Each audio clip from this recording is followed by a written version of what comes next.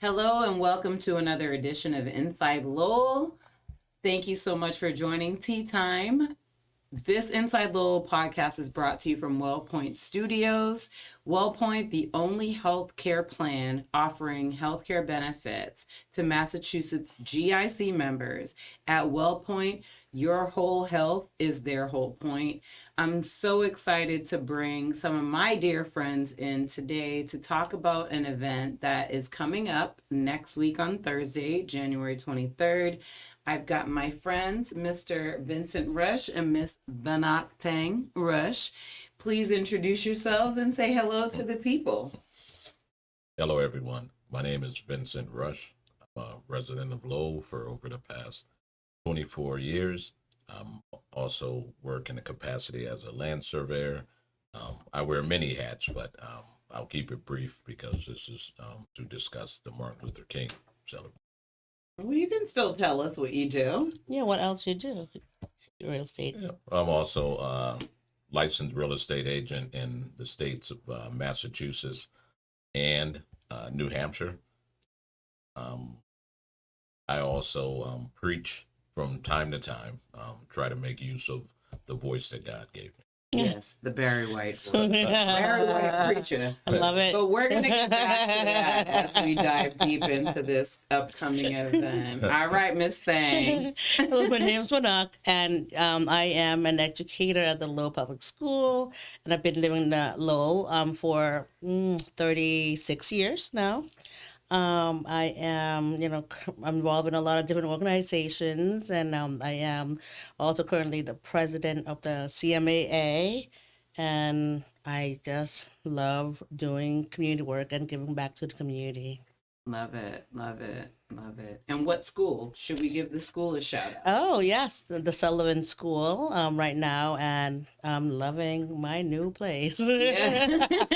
But you've been doing that for a while. gosh, 'Cause yes. You were at what, the Robinson? Yes. And now you're at the Sullivan. And I was at the community charter public school and at the collegiate charter public school. So I've been quite a few places. This is my 25th year of teaching. So many, amazing students, worked under me, and they oftentimes they come back to visit and they say hello. And then, it's because I used to work with fifth kindergartners. So now they're like graduates and they're having their own family. So it's great wow. that, they still recognize me because I don't recognize them. Right, they're like whole grown-ups with families. And you're like, when did you decide to grow up? That is the truth. But I love education is an amazing thing, and I love the fact that I'm able to make a difference in some of our kids' lives. So Yeah, I love what I do. awesome. So now that we're talking about the community, the reason we're here today is because we have an upcoming event with Middlesex Community College. Mm-hmm. The Martin Luther King Living the Dreams Partners Yes. event that will be held on January 23rd at the Holy Ghost Society in Yes. Lowell.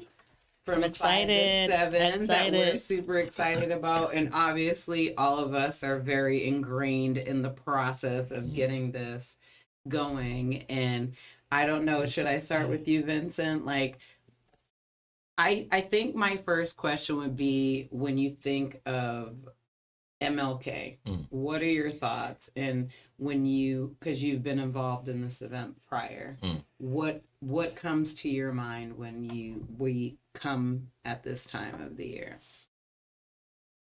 Well, ever since I've been a child, I've always, admired Martin Luther King, like many people, but it's just something that I feel inside that I remember being, very young child, like 2, 3, and hearing him speak. And I could feel it resonate, in my soul.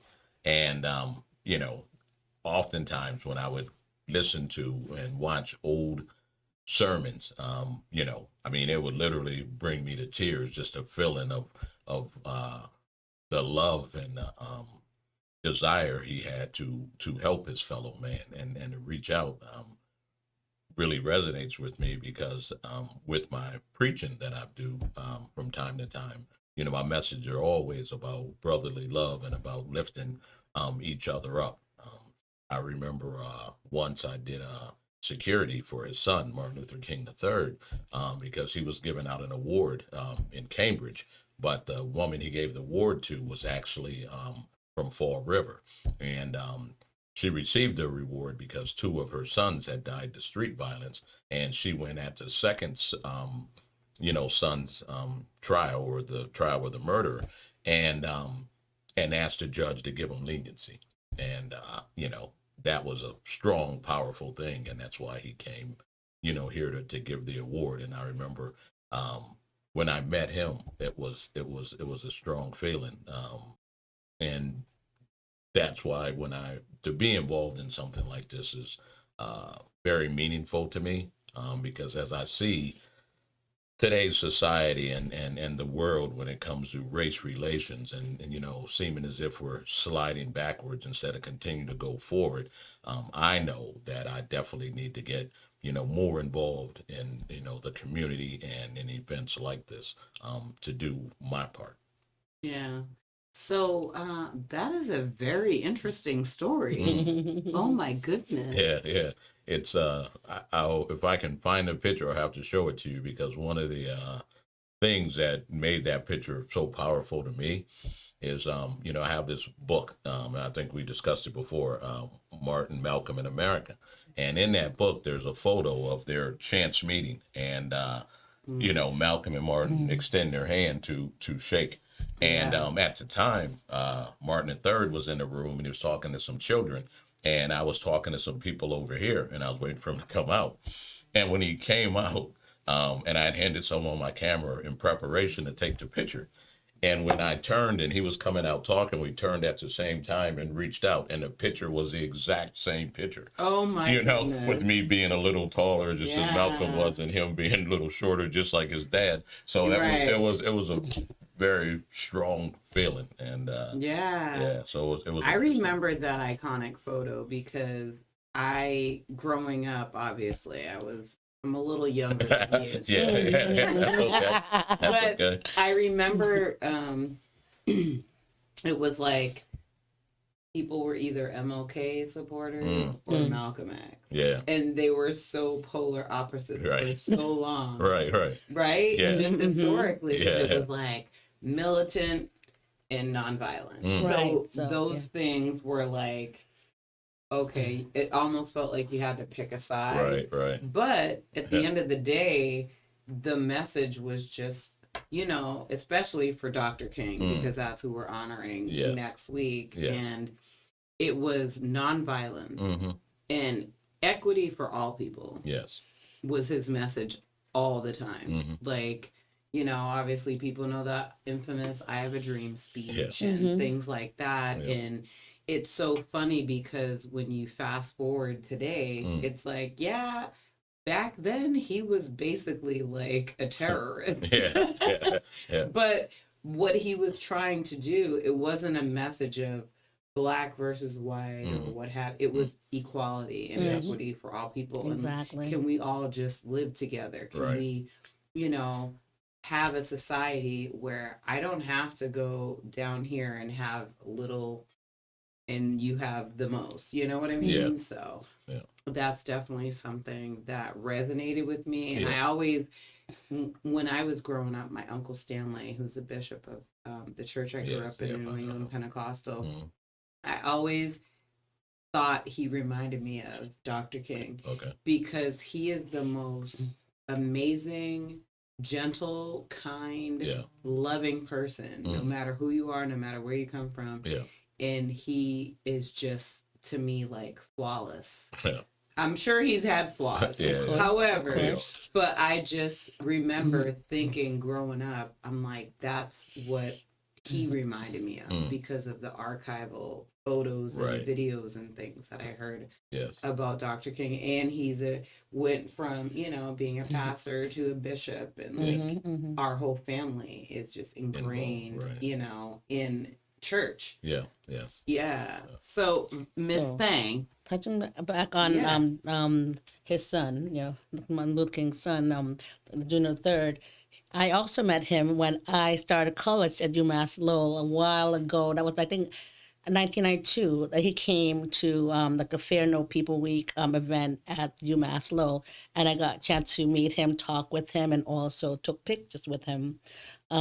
So that really, like, to me, it's like an unforgettable day Yeah. for me, that I got to actually meet the son of Dr. Martin Luther King Jr. And when I became a teacher back in 2020, 2000, and I was kindergarten teacher for a long time. So I remember I'm teaching. Well, every year I teach kids about Dr. Martin Luther King Jr.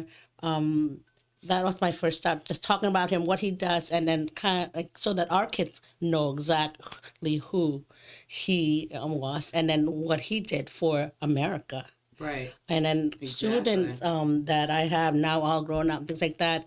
If you ask them about where did they learn, about Dr. Martin Luther King Jr., they're gonna say Miss Thang. Miss Thang hooked it up. Miss Thang hooked up the thing. Until this day, I still teach and preach, and I love talking the truth to the children, and the importance of Dr. Martin Luther King, what he did for all of us, not just for people of color, but for all. Yeah.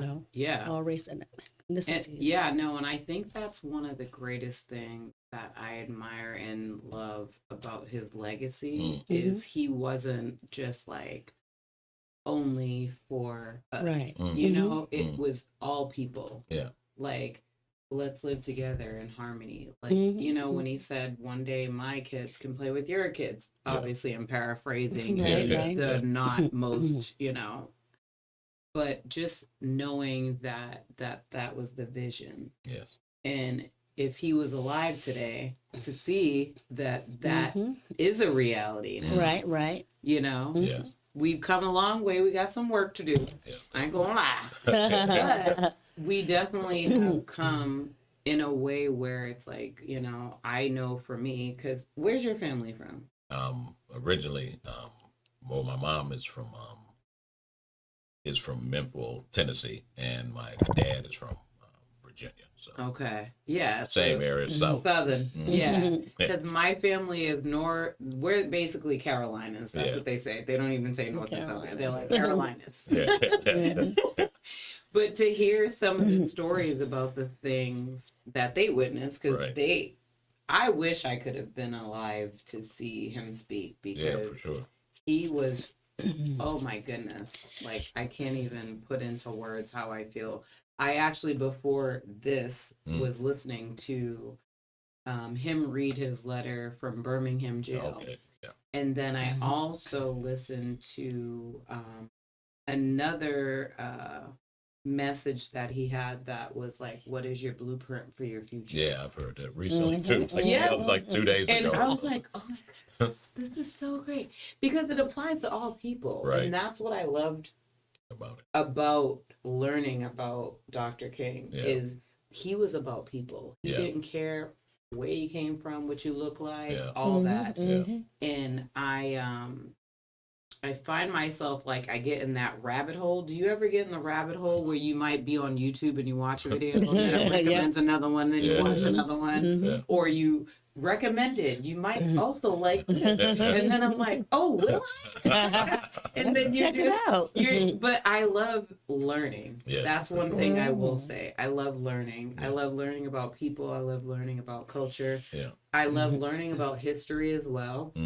It was one of my favorite subjects in school. Okay. Yeah, I like it. Which, for me, my favorite part of it, though, was field trips. Oh, yeah. I like to go somewhere and see things. Right. And touch things. And read and look and see artifacts. Like, that was my thing. Yes. You know? I'm just thinking about, how you... Well, two things. I like to take a step back when, we're talking about, the thing when you mentioned about, Malcolm and Martin and how, it was basically like that choose sides. And, and it was sad because of the fact that pulling them apart and separating really wasn't by us. It was by other people, right? And, but, with him, it was definitely, being able to pull people together with his overall, love. And because of that love, he did attract a lot of people, and sometimes they even tested because they were skeptical because they couldn't believe that he actually personified what people heard of him. And I remember reading a story where he walked in a hotel. I mean, just walked into the door, and some guy, big guy from the South, who wasn't a person of color, just walked right up to him. I mean, big dude, woo, punched him in the stomach hard as he could, and everyone around him was gonna charge him, and Martin said no, and he just dealt with the pain, grabbed his bag, stood up, and started walking up the stairs. Person pushed, like waved off his people and said, I just want to talk. And he said to him, I'm sorry. He said, I just really wanted to see if you were truly about nonviolence. And Wow. I don't know anybody else. I know me personally. I don't know You if I would have handled it that way. And I'm gonna walk away. Yeah, and but that's what he needed to see, and it said that he became one of the most strongest advocates for him and the civil rights movement that a lot of people didn't know, but it was because he felt that love. Yeah, and that's what something that people need to feel today. They need to really understand people need love. that people actually care. And I had a message once when I preached before, and it was basically called "I Am Have Sent Me." And the whole message was, it has nothing to do with me. I'm not doing it because I just want to do it. I'm doing it because I felt like I've been called to help just you. I can help each of you, but right now it's just you. And people need to feel that personal touch, and that's something that we've really gotten away from.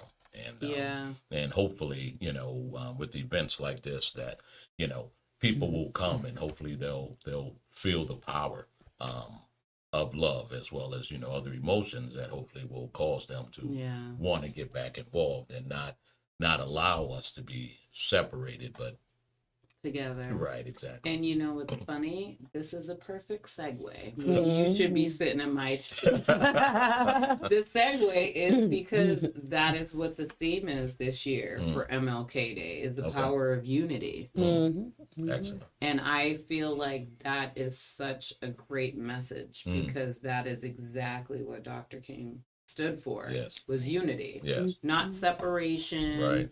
Not this verse, all about unity. Yes. And when you say things like that, that's very true, because it takes a village, right? Yeah. Yes. What you have something? No, just you said it takes a village to raise a child and things like that, and it all comes from caring, sharing, and we are all one. Pretty much, we are.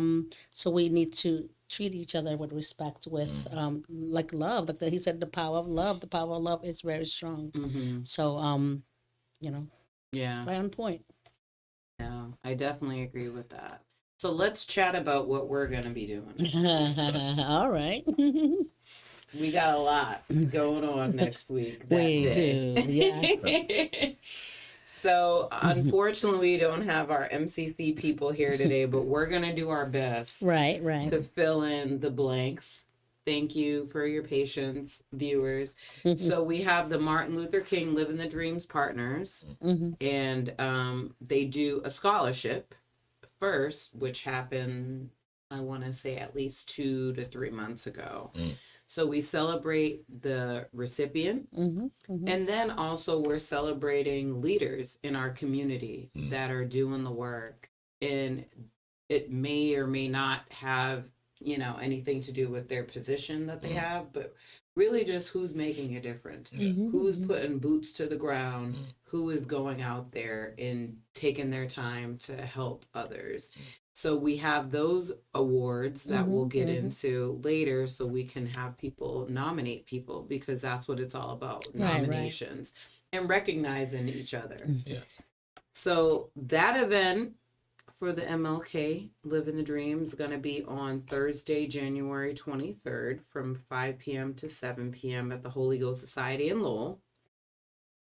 And we're all part of this committee. So we're working on the programs and the speakers and, the talent and different things like that. So I don't know who would like to go first to kind of just speak a little bit on it. Because I know this is only my second one I've been a part of. So I'm kind of like the newbie, but very excited to be a part of it. Yes, I do. This is my second year as well. Really, when I started, and then you came So on. we're all newbies. Remember, I started, and then you came on after that, and then we're all like, and then as you came on, then you and I kind of team up to do the program and to do whatever else, and Right. ever since you and I have been together. Yeah, we're like partners in crime. And then crime. now, like the husband is also involved last year, and I want to use the word voluntold. voluntold. That's what I feel like he's known as. We're not on those meetings, and Vincent can do it. Yeah. So everyone that's in the planning team committee, they said They all voluntold you again. So, but we are happy that you're part of this, and I think with you and your voice and who you are as a person, and the things that you do every day, and I think you're such very important person, and for the community, and then and the messages that you carry and things like that. I think it's just you're just that person, and then to be involved in part of this. Organizing, our annual MLK Day celebration. So, if I can make a funny side note, that's a little off topic. So I remember last year we're in the little green room, and you were like going through your notes. You're like, I remember. I'm like, you're gonna be fine. But you were just so like on it and just like, this needs to be perfect. I want to do this right. Remember? I remember. I was like, what are you? He's like, I just put together some words that I want to say. That is the quality of the preacher, and that's what they do. It is, because you can't help yourself. When something's in your spirit and in your heart, you gotta say it. And I was cracking up. I was like, sir, you're fine. Say what you need to, because you were like, oh, this, and you just had like your whole binder, little thing. Not your binder, it was a folder. And I'm just like cracking up, and I was like, but the passion in the sincerity, I think that goes a long way, and people felt that.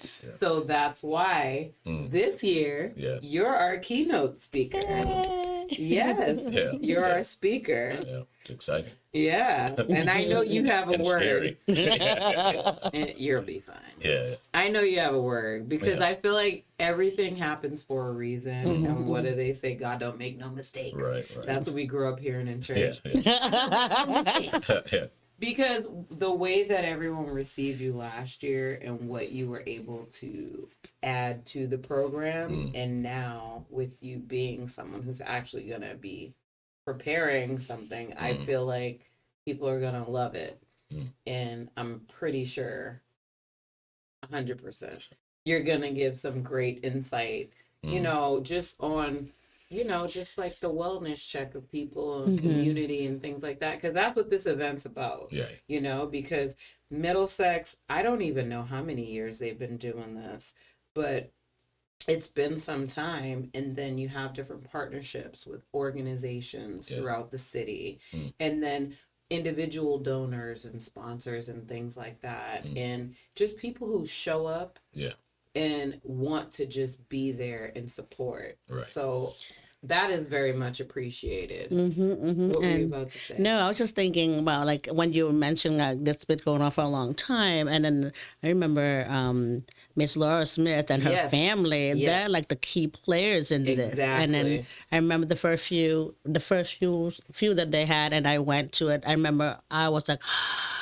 what a great event. And it's just like on the time and energy, and we're out there. They're out there teaching the community, and also to remember the greatness that Dr. Martin Luther King, Jr. did for our community. The talking watch. I don't know about the talking watch. What's going on here? Nothing. It just spoke on its own. I just wanted to get involved. No, but you're absolutely right. And I met with Miss Laura last week and we were chatting. 'Cause I've been trying to get her to I do love her. events, and she's like, "Baby, no. There's some folks I just want to let them go," and I'm like, because I was asked, "Can you ask her if she wants?" I remember. To speak? Yeah. I was like, "She's not gonna want to do it. Not that she doesn't want to, but she wants to." Pass it on.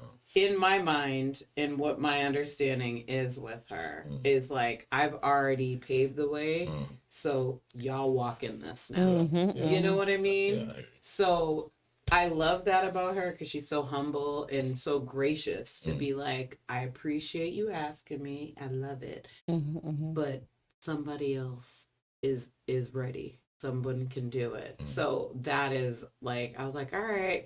So they're like, did you talk to her? I was like, yeah, I did. I already told y'all. She's kind of trying to just step back and just watch. And I feel like there's something to be said about that. Exactly. Because it goes back to legacy. Like MLK, legacy. Miss Laura in this city, legacy. Yes. The things that she's been able to accomplish and do in this city.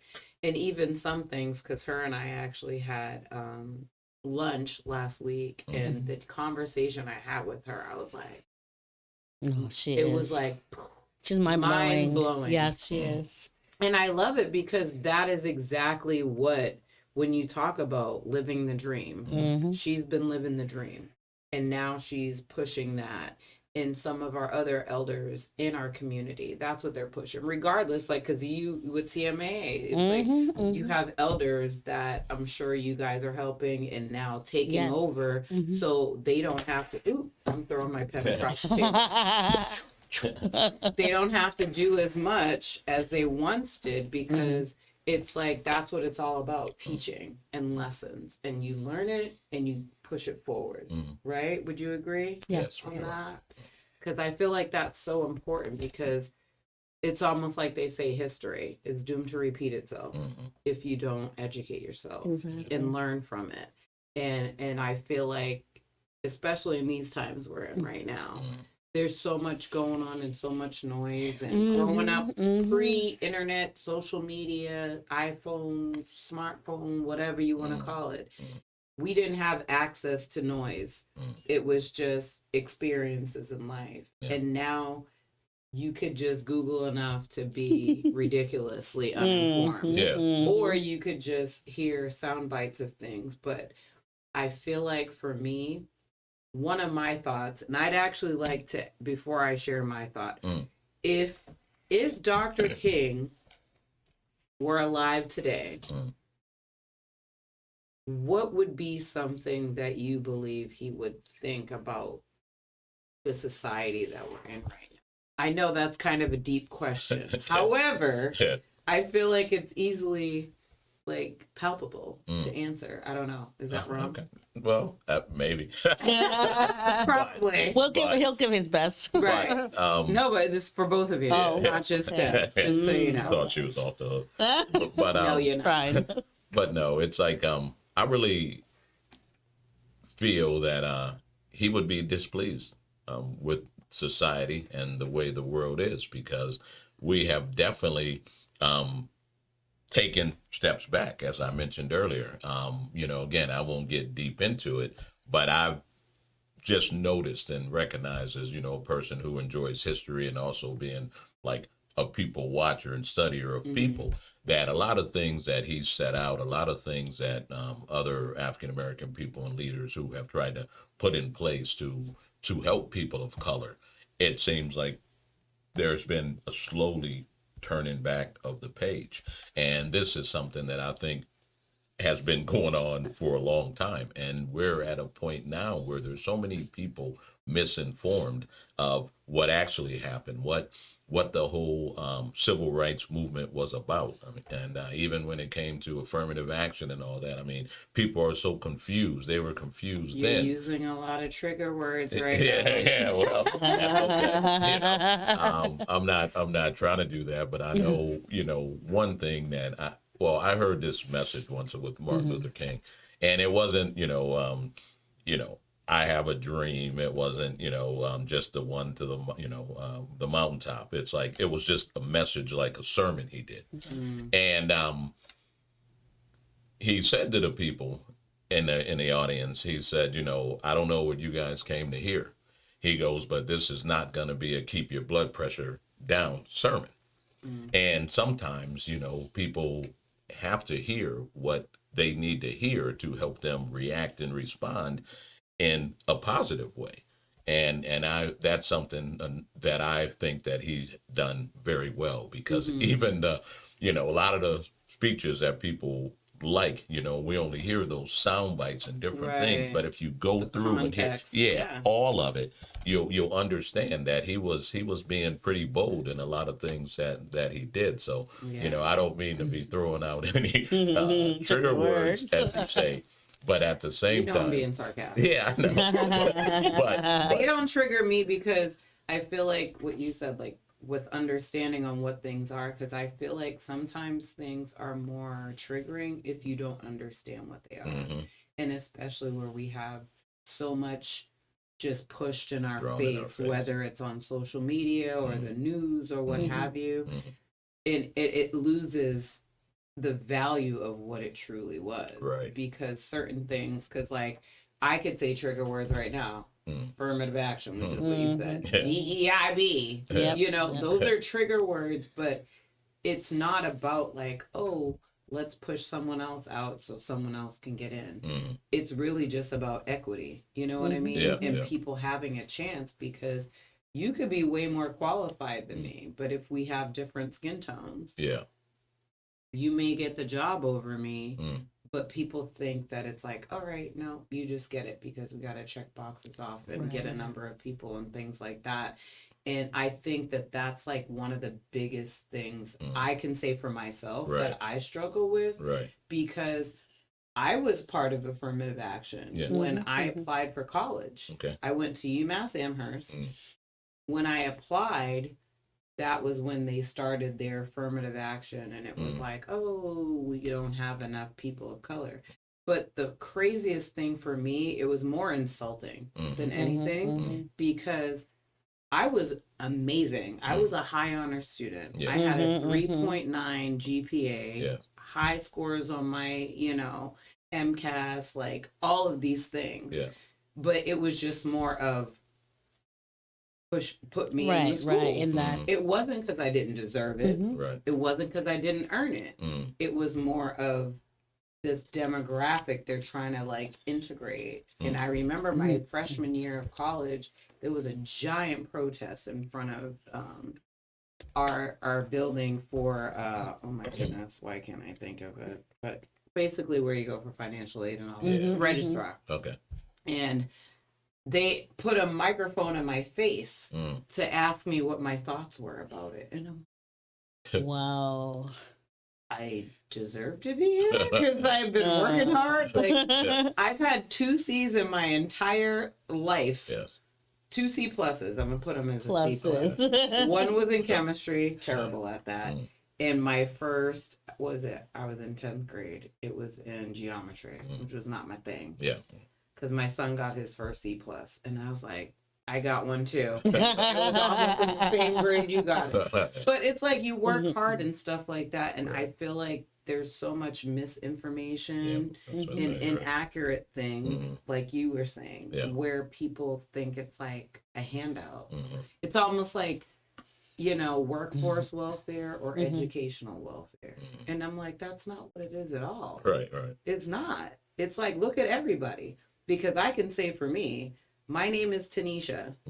So when you pull up my application, if you feel some type of way, Tanisha, that feels a little ghetto. You know what I mean? Like, meanwhile, my brothers all have these super regular names, and I'm just like, Tanisha. So it's like, okay. And believe it or not, and I have actually tested this myself because I did recruiting as well. When I changed my name on my resume and got more callbacks when I changed my name to not be my name. And that's the thing where people don't always understand. And that's exactly what I feel like when you mentioned like Dr. King and what his message was and what he's trying to do for equity. It's like, I don't need a handout. Right. I'm going to work hard. Mm-hmm. I'm going to do my best. Yes, I'm going to yes. be qualified. Yes. I'm not applying for nothing I'm not qualified for. That's like me going right now to apply to be an engineer. Yeah. I am not an engineer, and Yeah. I don't expect you To hire give me a to be that job. just Yes. because, Mm-hmm. you know, and I feel like there's so much discord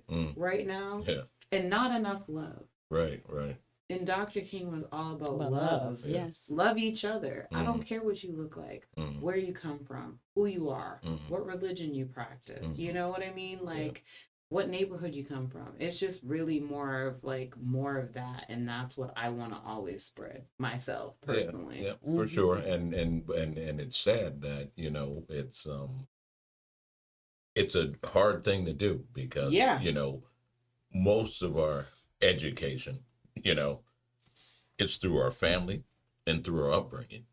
So we have so many things ingrained in us and drilled into our head that by the time we get to school, especially say high school, college level, we form some serious opinions. Yeah. And then of course we've heard some negative stories, you know, and back to the, you know, the affirmative action that, you know, some people who weren't minorities, who felt like they were pushed aside and thought that it was because someone was put there, and they said thought they didn't deserve it because they didn't know their background, they don't know their education, they don't know where that person come from, and if they got pushed down or lost their job, I'm sure they came home complaining and crying. Okay, at this point, this is someone's grandfather or great grandfather, but these stories they've been told, they've been passed down, and that's why now it still is a trigger word because even though it means nothing to someone in this era, but because it has meant something through their upbringing, that soon as something similar happens to them, let's say they're a total goof off, you know, but they get fired, and if someone of color gets a raise or gets moved up, that story from the grandfather comes from the back And then forward. it's like, And then it's like, so they believe something that's not true just because it's what they were taught. And, you know, when it comes to education, that's a very important factor, especially in the schools today, because as she knows, and I'm sure you know as well, I'm just pointing out her because she's a teacher. because she's been an educator. It is that, you know, there really isn't a lot of Black history taught in not only Lowell public schools, but in public schools anywhere, you know? My daughter, and it saddens me to hear this story, she's in college now, but she told me through her whole high school, this one teacher she had for several classes, but then that he always talked about slavery.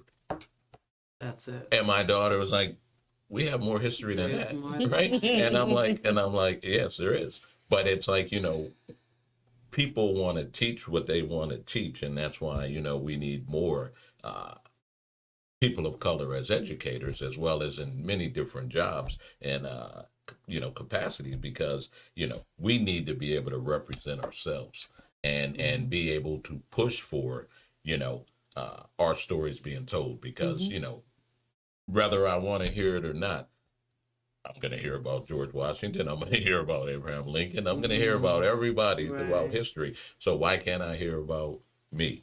And so I'm hoping that, and that's why I say a lot of the things of today would sadden Martin Luther King Jr., I believe, because, you know, that dream, part of it was that things would go forward, and that was basically the building block. Right. But it seems like it was only built to the second floor, and then people have been whittling away at the basement. So, you know, you see the number two, so you think you're still on the second floor, Right. but you're really in the mezzanine, you know. I would say, even with that, because obviously, like, most people know the I Have a Dream speech.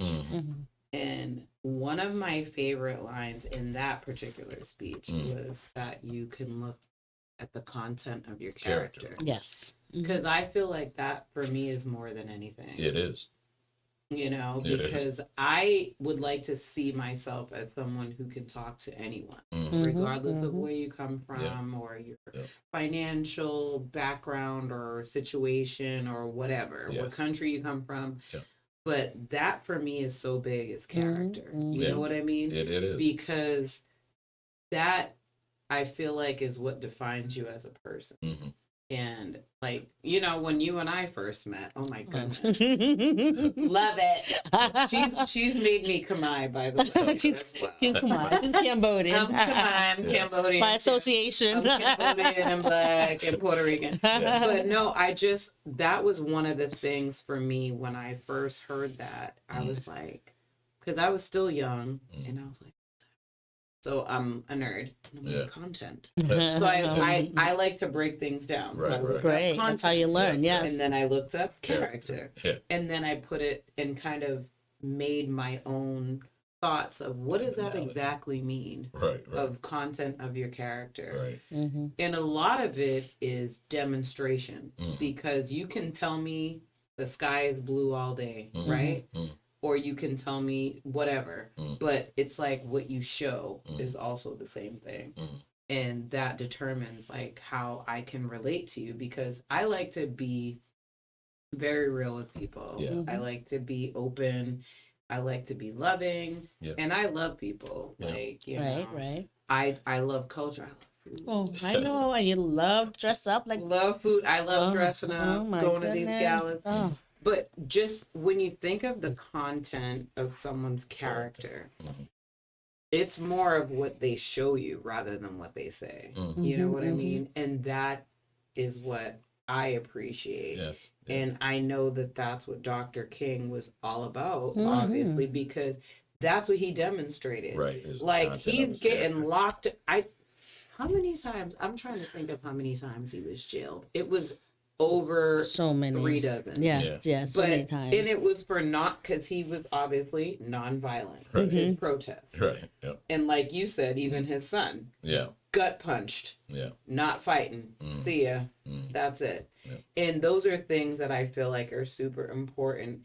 And even, you know, in Lowell, there's so much culture here. So much.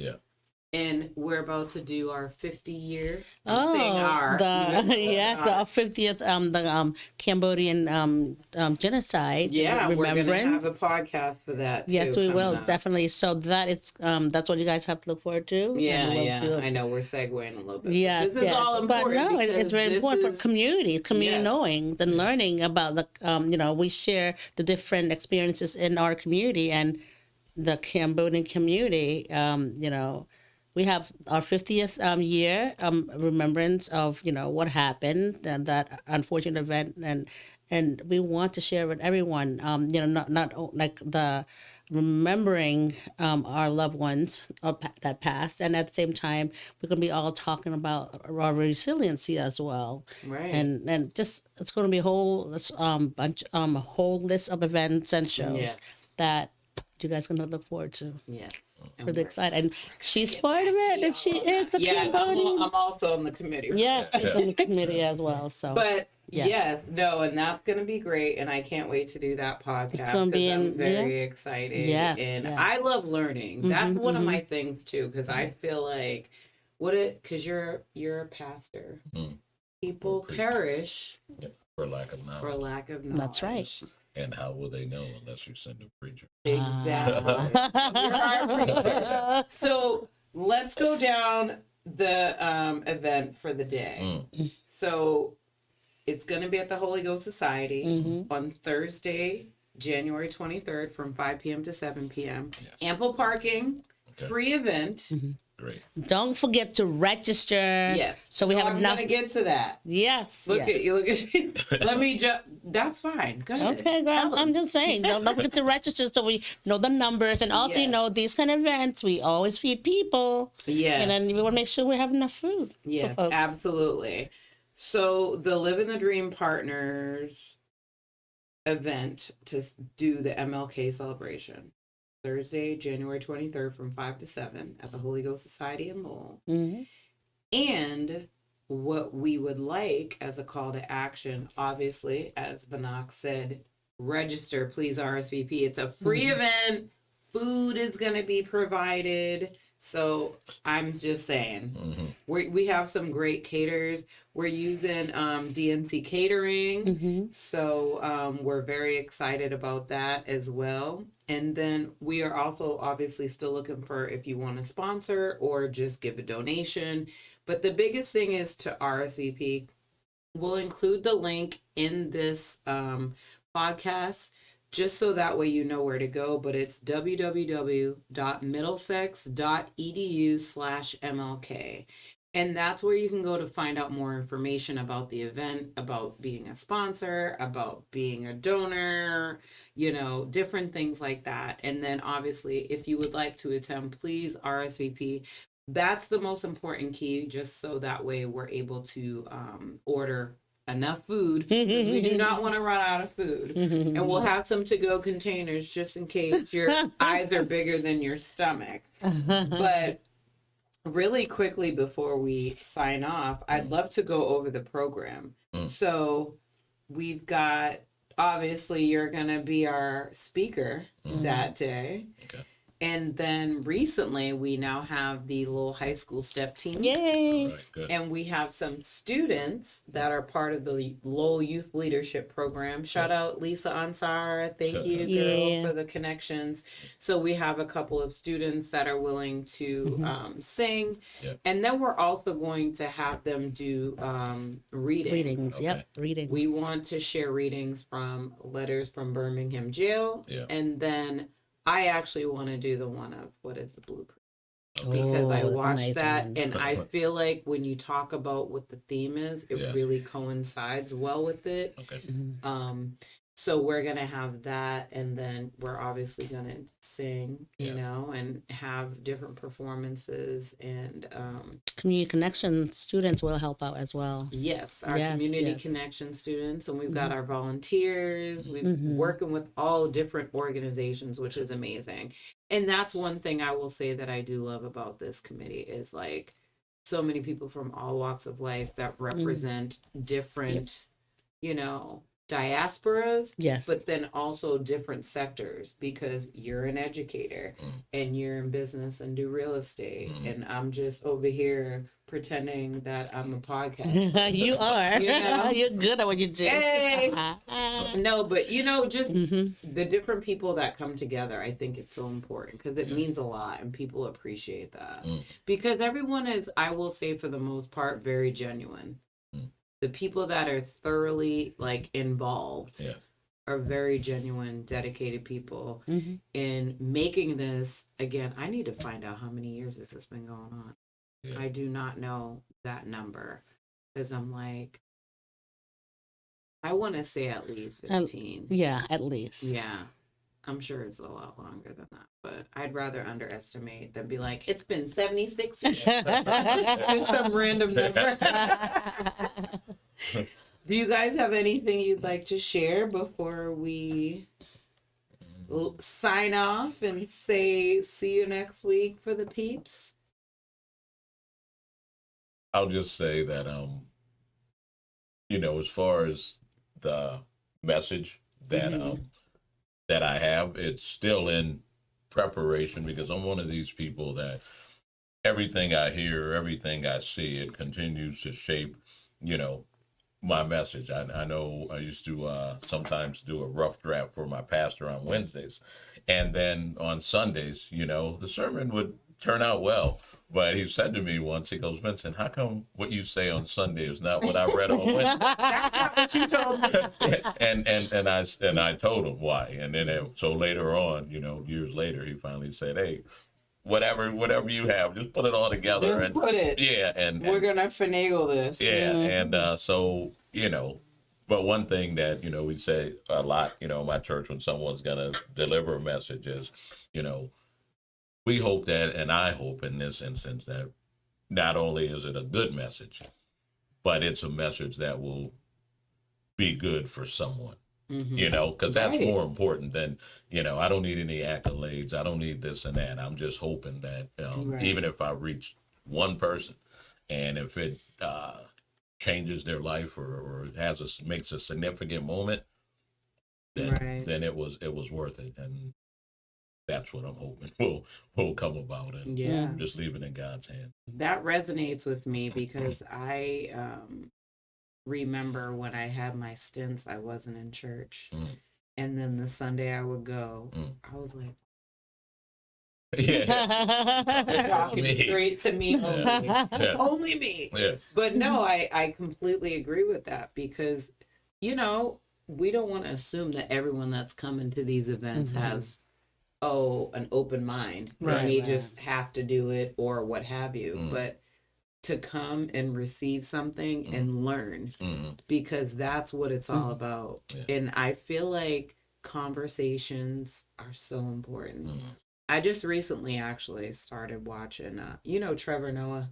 I love him. So he has a podcast that he recently started. I don't know, like 2 months ago, maybe, or something I've like not that. seen that yet, but It's called What Now? And he interviews any and everyone. And he's a very intellectual and like intelligent person. Like I could listen to him talk for hours. Yeah. And his podcast was playing while I was working today, and I'm putting together our program. Right. And I'm just listening. I was like, oh, this is good. But the people he brings on, it's because he loves having dialogue and conversation. He's not afraid to tackle the difficult things, but also just hearing what you have to say, because it might be different from the way that I think. And I think that is what we're lacking right now is I can disagree with you, but we can still respect each other. Right. You know what I mean? Yeah, should be. And hear each other out and try to gain some understanding, because obviously I'll never know what it's like to be Khmer and the things that you guys are about to celebrate coming up of resilience and what you've been able to do moving over to America and populating the second largest community in America. in America. Or being a man. It's just like when you listen to comprehend and understand versus listen to speak. Right. You know what I mean? No, for sure. And he is such a person like that. And I'm like, I've been taking notes watching his podcast. I'm like, how can I ask better questions? I need to get deep. No, with these he's people. really good, and I every time I watch him, I just want to watch some more, and I'm reading his book and things like that too. So he's such one amazing person. So part of my message about today is to come for that day, to come and learn with us. Yes. And as a teacher, as a age girl, we're always learning. Come learn some more. Yes. Even if you think you already know already, and a refresh is great. Yes, absolutely. And we're going to have some amazing food. Yes, food. Awesome. All right. Well, thank you both so much for coming on. Thank you for We inviting us. appreciate you. Vincent and Vanat, we love them. Yes, and we love you. Yes, I love you guys. Thank you guys so much for watching. Feel free to leave comments, questions, whatever. I'm open to it.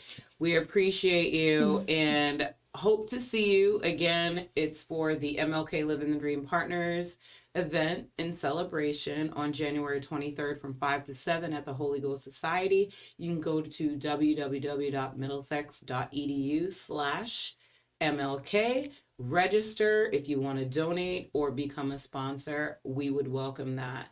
Thank you very much to my special guests, Vincent Rush and Miss Vanak Tang Rush. And we look forward to seeing you soon. Have a wonderful day. All right. Bye. Bye.